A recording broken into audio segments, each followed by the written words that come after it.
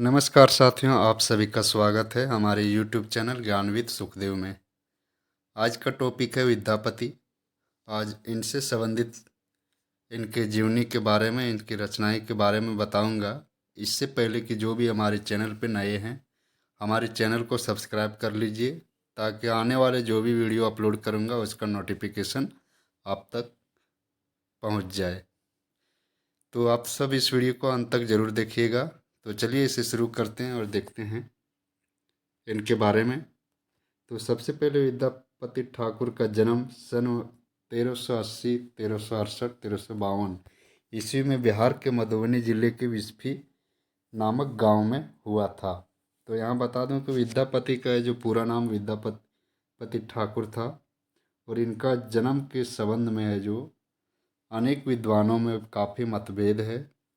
कोई किसी का मानना है 1380 ईस्वी में, तो किसी का 1368 ईस्वी में, तो कोई 1352 ईस्वी मानते हैं, तो कोई 1350 ईस्वी। तो इसका जो एनसीईआरटी का डेटा हो 1380 ईस्वी, तो आप सब इसे याद रखिए और एक नज़र इसे भी देख लीजिएगा ताकि अगर ये ऑप्शन में आ जाए तो आप सब लगा सकें आंसर। आगे देखते हैं विद्यापति। विद्यापति का मतलब है ज्ञान का स्वामी। ये नाम है जो दो संस्कृत शब्दों विद्या यानी ज्ञान और पति से लिया गया है। इसका निधन के बारे में जो काफ़ी मतभेद है। तो एनसीईआरटी का डेटा है 1460 ईस्वी में, बाकी कहीं कहीं 1448 ईस्वी भी देखने को मिलेगा। इनके गुरु का नाम है जो पंडित हरि मिश्र था। आगे देखते हैं। आगे लिखा है वह पिता गणपति ठाकुर तथा माता गंगा देवी के पुत्र थे। यानी विद्यापति के पिता का नाम गणपति ठाकुर जो शिव के बहुत बड़े भक्त थे, और माता का नाम गंगा देवी। तो माता के नाम के को लेकर भी काफ़ी मतभेद है। आगे है मैथिली कवि विद्यापति तिरहुत के राजा शिव सिंह और कृति सिंह के राज दरबारी कवि थे। अगला पॉइंट देखेंगे, विद्यापति शिव मतानुयायी माने जाते हैं। इन्होंने भगवान शिव की प्रशंसा में कुछ पद रचे थे जिनको प्रायः नृत्य के साथ गाया जाता है। उनके इस पद मिथिला क्षेत्र में नचारी के नाम से जाने जाते हैं। अगला पॉइंट, बच्चन सिंह ने विद्यापति को जातीय कवि की संज्ञा दी है। अगला पॉइंट देखेंगे। अगला पॉइंट है विद्यापति को कृष्ण भक्ति काव्य की रचना करने वाला हिंदी का प्रारंभिक कवि स्वीकार किया जाता है। अगला पॉइंट, रामचंद्र शुक्ल विद्यापति को कृष्ण भक्ति परंपरा में नहीं मानते। वे व्यंग्यपूर्वक कहते हैं कि आध्यात्मिक रंग के चश्मे आजकल बहुत सस्ते हो गए हैं। उन्हें चढ़ाकर जैसे कुछ लोगों ने गीत गोविंद को आध्यात्मिक संकेत बताया है, वैसे ही विद्यापति के इन पदों को भी। तो ये कथन किसका है? रामचंद्र शुक्ल जी का। अगला पॉइंट, सूर्यकांत त्रिपाठी निराला ने विद्यापति के पदों की मादकता को नागिन की लहर कहा है। आगे देखते हैं। आगे लिखा है कि विद्यापति को अलग अलग विद्वानों ने श्रृंगारी, भक्त या रहस्यवादी कवि माना है। तो विद्यापति मूलतः श्रृंगारी कवि हैं।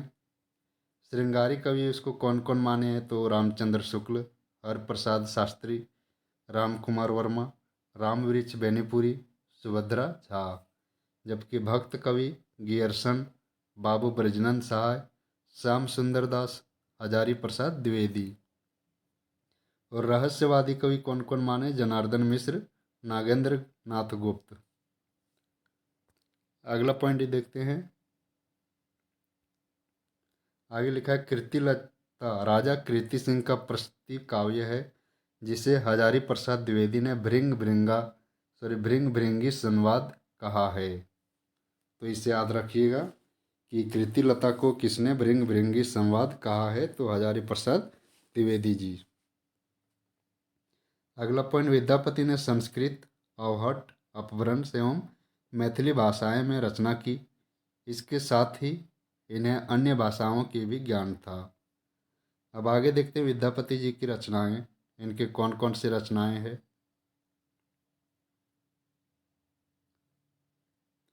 तो यहाँ लिखता है कि विद्यापति के अधिकतर ग्रंथ है संस्कृत में है। ऐसा माना जाता है कि इनके संस्कृत ग्रंथों की संख्या 11 है। इसमें से देखते हैं पहला भू परिक्रमा। इसमें राजा शिव सिंह की आज्ञा से रचित, इसमें बलराम से संबंधित सांप की कहानियों के बहाने मिथिला के प्रमुख तीर्थ स्थलों का वर्णन है। अगला है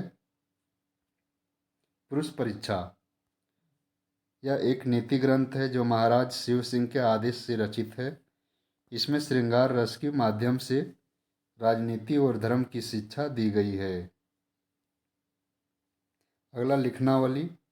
बालक वर्ग और अल्प शिक्षित व्यक्तियों को विभिन्न प्रकार के प्रयोग में आने वाले संस्कृत पत्र व्यवहार को सीखने के लिए लिखी गई। अगला है शिव सर्वसार।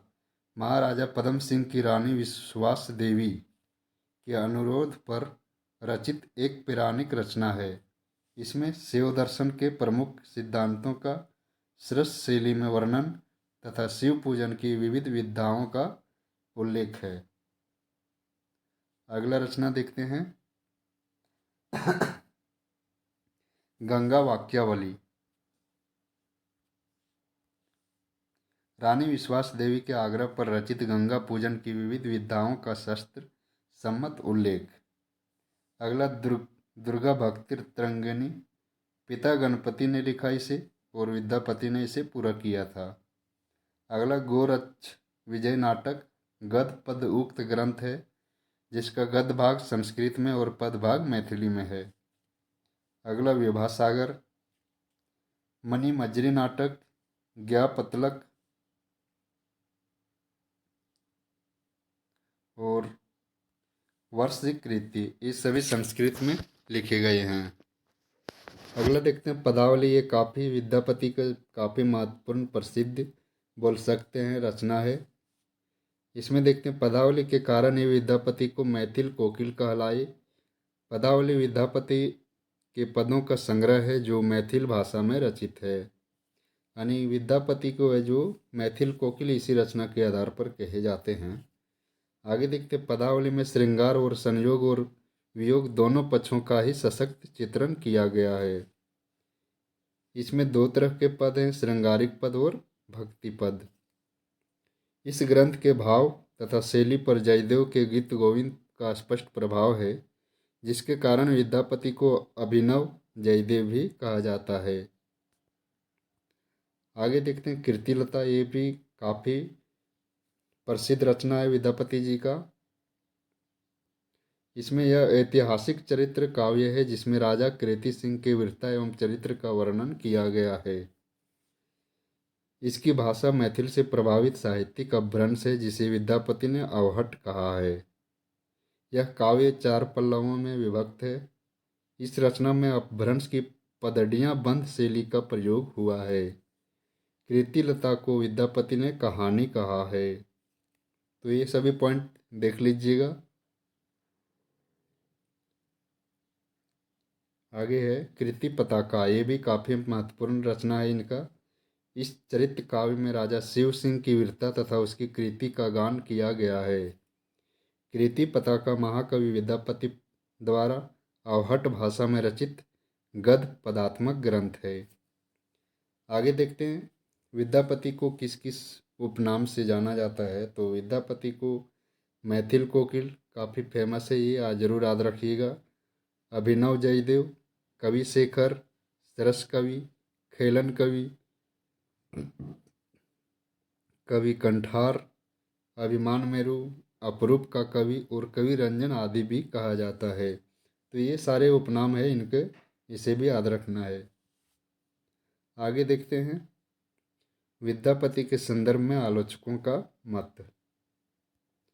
डॉक्टर बच्चन सिंह जी कहते हैं जैसे खजुराहो के मंदिरों को आध्यात्मिक कहना कठिन है, उतना ही विद्यापति को भक्त कहना। ये कथन किसका है? डॉक्टर बच्चन सिंह। दूसरा पंडित रामचंद्र शुक्ल जी क्या कहते हैं? विद्यापति के पद अधिकतर श्रृंगार के ही हैं, जिनमें नायिका और नायक राधा कृष्ण हैं। उन्होंने इन पदों की रचना श्रृंगार काव्य की दृष्टि से की है, भक्त के रूप में नहीं। विद्यापति को कृष्ण भक्तों की परंपरा में न समझना चाहिए। तो ये मत है पंडित आचार्य रामचंद्र शुक्ल जी का। अगला देखते हैं डॉक्टर राम कुमार वर्मा जी क्या कहते हैं। इसका कहना है कि विद्यापति ने राधा कृष्ण का जो चित्र खींचा है उसमें वासना का रंग बहुत ही प्रखर है। आराध्य देव के प्रति भक्त का जो पवित्र विचार होना चाहिए वह उसमें लेस मात्र भी नहीं है। तो ये था विद्यापति से संबंधित महत्वपूर्ण जानकारी। ये एग्ज़ाम के व्यू से काफ़ी महत्वपूर्ण है, आप सबको काफ़ी लाभ होगा। तो चलिए आपसे वीडियो को लाइक कर दीजिए, कमेंट में बताइएगा वीडियो कैसा लगा, और जो सब्सक्राइब नहीं किए चैनल को सब्सक्राइब कर लीजिए, अपने दोस्तों में भी शेयर कर दीजिएगा। तो चलिए मिलते हैं नेक्स्ट वीडियो में, आज के लिए इतना ही, धन्यवाद।